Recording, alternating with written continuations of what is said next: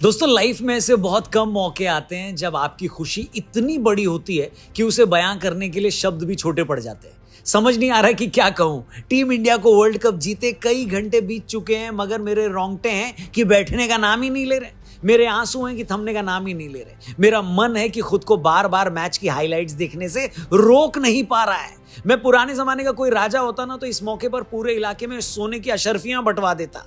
मैं किसी राजा के दरबार में नर्तकी होता तो नाच नाच कर अपने घुंघरू तोड़ देता। सच में क्या ही कहूं, कुछ समझ नहीं आ रहा है। आखिरकार वर्ल्ड कप जीतने का 13 सालों का सूखा टूट ही गया।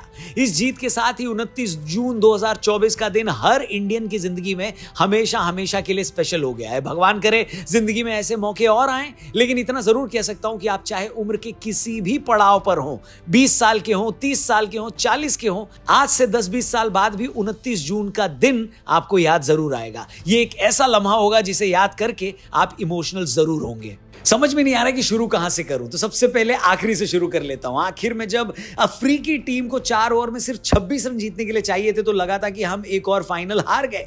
लगा कि आज रात फिर रोकर ही बीतने वाली है। मगर जैसा कि कहते हैं ना, ऊपर वाला भी देखना चाहता है कि भाई आप में जीत की भूख कितनी है, क्या आप आखिर तक हार मानते हैं या नहीं मानते। और यहीं पर टीम इंडिया साउथ अफ्रीका पर भारी पड़ गई। हार्दिक पांड्या की ऑफ स्टंप से बाहर जाती स्लोअर बॉल को कट करने के चक्कर में क्लासन पंत को कैच देकर आउट हो गए। मगर अब भी मिलर क्रीज पर थे। येंसेन भी आखिर में अच्छे हिट मार लेते हैं। केशव महाराज भी आने बाकी थे और रन इतने कम थे कि लगा ही नहीं कि कोई कमाल हो पाएगा। मगर यही मौका था जब टीम इंडिया ने कसम खा ली कि इस मौके को हाथ से जाने नहीं देना है। अगले ओवर में बुमराह येंसेन का डंडा निकालकर उन्हें बाहर कर देते हैं। फिर अर्शदीप ने 19वें ओवर में सिर्फ 3 रन देकर कमाल कर दिया।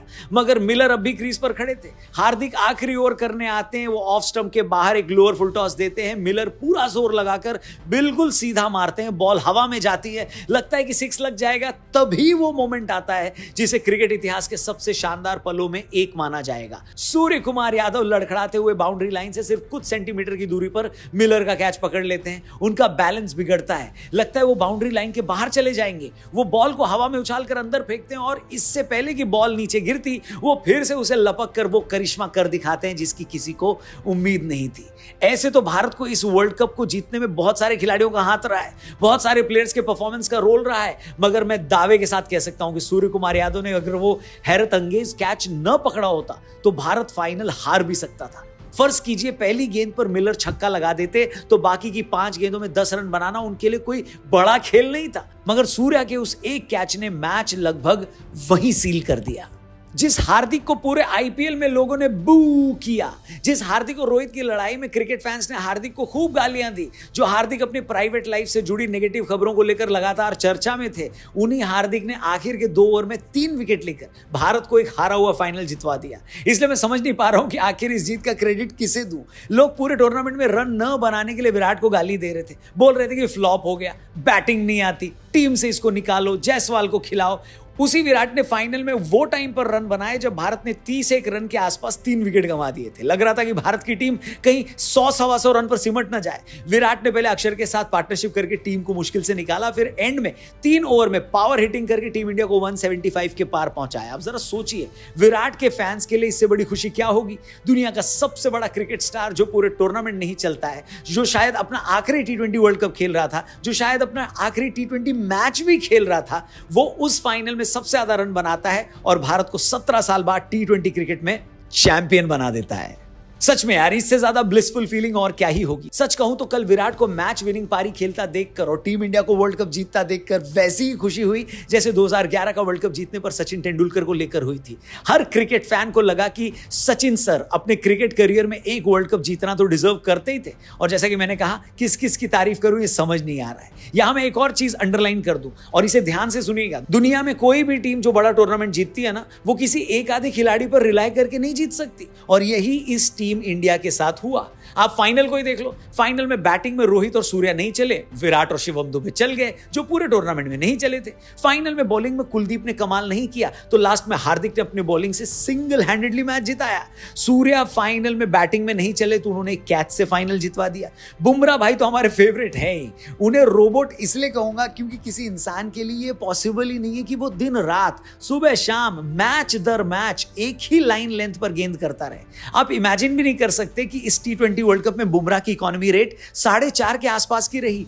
T20 मैचों में 4.5 की इकोनॉमी, क्या ये मजाक है क्या? फाइनल में भी आखिर में जब लगातार रन जा रहे थे तो लास्ट के उनके 2 ओवर ने कमाल कर दिया। और मजे की बात यह है कि बुमराह तो जीनियस है ही, मगर इंडिया की तरफ से इस वर्ल्ड कप में सबसे ज्यादा विकेट अर्शदीप ने लिए। अक्षर पटेल ने इस वर्ल्ड कप में ऐसा परफॉर्मेंस दिया कि बहुत सारे लोग 500 के नोट पर असली बापू की जगह गुजरात के इस बापू की पिक्चर लगाने की डिमांड कर रहे हैं। मतलब अक्षर भाई ने इस वर्ल्ड कप में अपने गेम का लेवल क्या ही अप किया है। ऑस्ट्रेलिया के अगेंस्ट मैच में एक हाथ से बाउंड्री पर कैच लेकर उन्होंने पूरा मैच ही पलट दिया। सेमीफाइनल में इंग्लैंड के अगेंस्ट एक ही ओवर में 2 विकेट लेकर उन्होंने पावर प्ले में ही इंग्लैंड को मैच से बाहर कर दिया। और फाइनल में जब 3 प्लेयर आउट हो गए, team India down and out लग रही थी, उस वक्त ऊपर आकर काउंटर अटैकिंग इनिंग खेलकर उन्होंने पूरा मैच पलट डाला।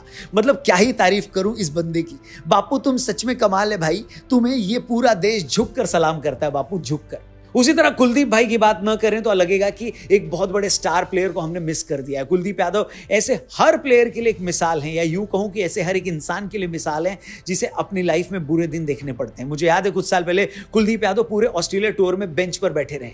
मतलब टीम इंडिया ने रिजर्व प्लेयरों को चांस दे दिया था मगर कुलदीप को नहीं खिलाया था। मगर उसके बाद उन्होंने अपना बॉलिंग एक्शन चेंज किया, अपनी स्पीड बढ़ाई, वेरिएशन पे काम किया और देखो आज वो कहां है। ऑस्ट्रेलिया वाले मैच में जब हर किसी की पिटाई हो रही थी, यहां तक कि एक ओवर में बुमराह की भी पिटाई हुई, उस टाइम अकेले कुलदीप ने टीम इंडिया का मैच में कमबैक करवाया। इंग्लैंड वालों को भी समझ में नहीं आया कि कुलदीप को कैसे खेलना है। इसीलिए मैं बार बार अंडरलाइन कर रहा हूं कि कल अगर टीम इंडिया जीती है तो ऐसे प्लेयर्स की परफॉर्मेंस की वजह से जीती है। कुलदीप भाई के कनपुरिया होने पर उनको एक्स्ट्रा सलाम तो बनता ही। बाकी लास्ट ईयर अगर हम फाइनल नहीं जीत पाए थे तो उसके भी कई रीजंस थे। सबसे बड़ा रीजन तो ये था कि लास्ट ईयर हुए 50 ओवर के वर्ल्ड कप में फाइनल से पहले किसी ने टीम इंडिया को चैलेंज ही नहीं किया था। इंडिया के टॉप 4 लगातार रन बना रहे थे, लोअर मिडिल ऑर्डर भी ट्राई नहीं हुआ था, बॉलर भी किसी मैच में अंडर प्रेशर नहीं आए थे। लेकिन इस T20 वर्ल्ड कप में इंडिया ने फाइनल से पहले बहुत सारे क्लोज मैच जीते। हमने पाकिस्तान को 120 जैसे छोटे टोटल के अंदर भी हरा दिया। हमने ऑस्ट्रेलिया की तगड़ी बैटिंग लाइनअप के सामने 206 का टोटल भी डिफेंड किया। फिर इंग्लैंड के अगेंस्ट हमने स्लो पिच पर 170 बनाए और अफ्रीका के अगेंस्ट फाइनल में पहले 3 विकेट गिरने के बाद भी 176 बना डाले। फिर सेकेंड इनिंग में जब लग रहा था कि अफ्रीका आसानी से जीत जाएगा, तब आखिर के 4 ओवर में 26 रन डिफेंड किए। अब इससे आप क्या समझे? इससे यही समझना चाहिए कि भाई कोई भी टीम तुक्के से वर्ल्ड चैंपियन नहीं बन सकती। आपको लगातार कंसिस्टेंटली खेलना पड़ता है, आपके हर प्लेयर को परफॉर्म करना पड़ता है। आप सिर्फ 2 या 3 प्लेयर पर रिलाय नहीं कर सकते, आपको लास्ट तक हार नहीं माननी होती है। एज अ भारतीय मुझे यह कहने में बहुत प्राउड फील हो रहा है कि इस पूरे वर्ल्ड कप में हमारी टीम ने वो सब कर दिया जो एक चैंपियन टीम करती है। हम लास्ट तक लड़े, हमारा हर प्लेयर लड़ा, हमारा हर प्लेयर खेला और पूरी टीम एक यूनिट की तरह लगी रही। आपको याद होगा हमने 50 ओवर के फाइनल की हार के बाद एक वीडियो बनाया था जिसमें हमने यही कहा था कि हम लोगों को इस हार से दिल छोटा नहीं करना चाहिए, क्योंकि टीमें रातों रात चैंपियन नहीं बनती। तब हमने आपको ये बताया था कि कैसे एक वक्त टीम इंडिया वर्ल्ड कप जैसे टूर्नामेंट के सेमीफाइनल में भी नहीं पहुंच पाती थी। फिर वो वक्त आया जब हम सेमीफाइनल और फाइनल में तो पहुंचने लगे, लेकिन लास्ट हर्डल क्रॉस नहीं कर पाते थे। और उस वीडियो में हमने ये भी कहा था कि आप देखिएगा जल्दी ऐसा टाइम आएगा कि जब टीम इंडिया फाइनल में चोक करना बंद कर देगी। इस तरह टीम इंडिया ने वर्ल्ड कप के सेमीफाइनल में पहुंचने को अपनी आदत बना लिया है, उसी तरह वो बहुत ही जल्द टूर्नामेंट जीतने की भी आदी हो जाएगी। पिछले 2 सालों में ये टीम इंडिया का चौथा आईसीसी फाइनल था। इससे पहले हम 2 बार टेस्ट चैंपियनशिप के फाइनल में जाकर हार चुके थे। लास्ट ईयर ऑस्ट्रेलिया से 50 ओवर का फाइनल हार गए थे, मगर इस बार हमने पुरानी गलतियां नहीं की। जैसा कि रोहित ने टूर्नामेंट में कई बार कहा कि हम आखिर तक एग्रेसिव खेलेंगे, फिर चाहे कुछ भी हो, और इस बार टीम इंडिया जीती है तो उसका भी यही रीजन है।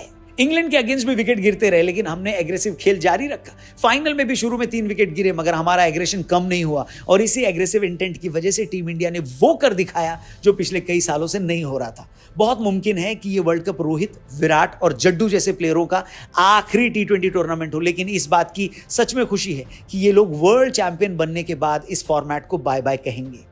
इस बात की भी खुशी है कि जो रोहित 5 बार अपनी मुंबई की टीम को आईपीएल का चैंपियन बना चुके थे, फाइनली उन्होंने टीम इंडिया को भी वर्ल्ड कप चैंपियन बना डाला। और इस बात की तो सबसे ज्यादा खुशी है कि टीम इंडिया के ऊपर फाइनल मैचों में चोक करने का जो लेबल था वो अब हट जाएगा। सच में यार, और क्या कहूं, कितना कहूं, समझ में नहीं आ रहा। इतनी खुशी है कि उसे बयान नहीं कर सकता। बस इतना जरूर कहूंगा कि पूरी दुनिया में हर कंट्री का एक ऐसा खेल जरूर होता है जिसमें हार या जीत सिर्फ उस टीम की हार या जीत नहीं होती, उस पूरे देश की हार या जीत होती है। अगर यूरोप के लिए, साउथ अमेरिका के लिए वो खेल फुटबॉल है, तो हमारे लिए वो खेल क्रिकेट है। और एक क्रिकेट फैन के तौर पर और एक भारतीय के तौर पर हमें और कुछ नहीं चाहिए। ये हमारी टीम की अचीवमेंट नहीं है, एक भारतीय के तौर पर ये हम सब की अचीवमेंट है, क्योंकि प्लेयर की तरह एक फैन भी उन सारे इमोशन से होकर गुजरता है जिससे प्लेयर्स गुजरते हैं। इसलिए आप और हम भी इस जीत को सेलिब्रेट करने के उतने ही हकदार हैं जितने वो प्लेयर्स। बस एंड में एक और राज की बात आपको बतानी थी, उसी के साथ हम ये वीडियो एंड करेंगे। वो राज की बात पता है क्या है? टीम इंडिया 2015 से वर्ल्ड कप के सेमीफाइनल और फाइनल में तो पहुंच रही थी, मगर जीत नहीं पा रही थी। हम 2015 और 19 में सेमीफाइनल में हारे, 23 में हम फाइनल में हारे, इस बीच 2022 के T20 के सेमीफाइनल में हारे, 2 बार वर्ल्ड चैंपियनशिप के फाइनल में हारे। मगर इस बार पता है हम क्यों जीत गए? इस बीच पता है क्या हुआ? इस बीच हुआ ये कि अयोध्या में भगवान श्री राम विराजमान हो गए। हमने जनवरी में भगवान श्री राम के मंदिर की प्राण प्रतिष्ठा की और उसके बाद हुए पहले वर्ल्ड कप में हम जीत गए। अब आप चाहें तो मुझे कुछ भी कहें, मगर मुझे लगता है कि जब आप अपने ईश्वर को, अपने आराध्य को उसका स्थान दिलाएंगे तो वो भी आप पर कृपा बरसानी शुरू करेंगे और इस वर्ल्ड कप की जीत के साथ उसकी शुरुआत हो गई है। तो आखिर में एक बार जोर से बोलिए, जय श्री राम, जय जय श्री राम। भारत माता की जय, टीम इंडिया की जय। इसी के साथ आप सबको इस जीत की एक बार फिर से ढेरों बधाइयां, मुबारकबाद। किस प्लेयर को आप सबसे ज्यादा क्रेडिट देना चाहते हैं, कमेंट करके उसका नाम जरूर लिखिएगा। वीडियो पसंद आई हो तो इसे लाइक भी जरूर करिएगा और इसे अपने दोस्तों से शेयर जरूर करिएगा। चैनल सब्सक्राइब करके जाइएगा। जल्दी मिलते हैं एक और मस्त वीडियो के साथ यहीं पर। Thank you for watching. जय हिंद, जय भारत।